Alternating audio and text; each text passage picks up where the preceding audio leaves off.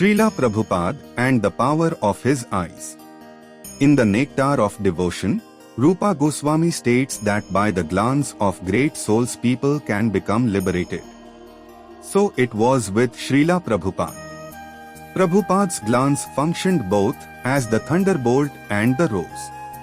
If a devotee went before Srila Prabhupada and he was not entirely honest or open, or if he was trying to bluff his commitment to Krishna, Srila Prabhupada could penetrate through all this by a straight gaze into the devotee's eyes.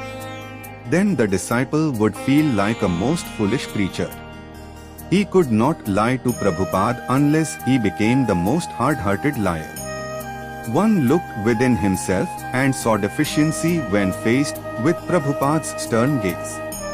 Prabhupada also expressed hurt in his eyes when a disciple disappointed him and when he saw the sufferings of the conditioned souls. His eyes became particularly expressive with spiritual emotions when he was telling a story or laughing or crying. As the poets say, the eyes are the windows of the soul. After visiting the Gitanagari farm, Prabhupada later described how he saw a cow there with a very big udder. In describing the cow, Prabhupada put his arms out to show the size, and he opened his eyes very wide in an almost childlike way. His listeners also became childlike, taking part in Srila Prabhupada's wide-eyed appreciation. There is a film of Srila Prabhupada taking his disciples around to holy places in Vrindavana. He is seen telling pastimes of Krishna, and his eyes are full of transcendental light. His eyes are full of spiritual play, love, and delight. Only a dead man can fail to see the bliss of Krishna consciousness coming from Prabhupada's eyes.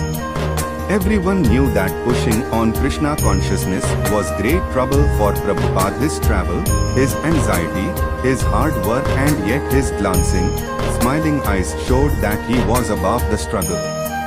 From Prabhupada's eyes, one could get the impression that he was not actually a person of the world like everyone else.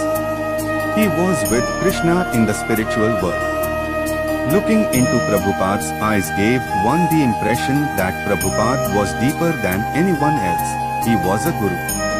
He knew and realized a depth we could not fathom, and he conveyed this through the language of the eyes. People like to present themselves as better than they are. A person may speak religiously or speak many superlatives of himself or claim to be honest or sincere. Sometimes it can be detected by looking at people straight in the eyes whether they are actually afraid or dishonest. People, therefore, are often evasive and uncomfortable looking another person in the eye.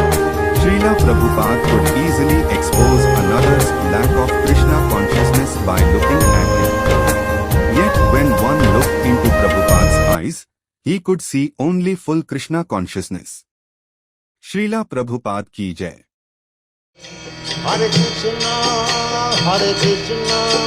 Krishna Krishna, Hare Hare, Hare Rama, Hare Rama.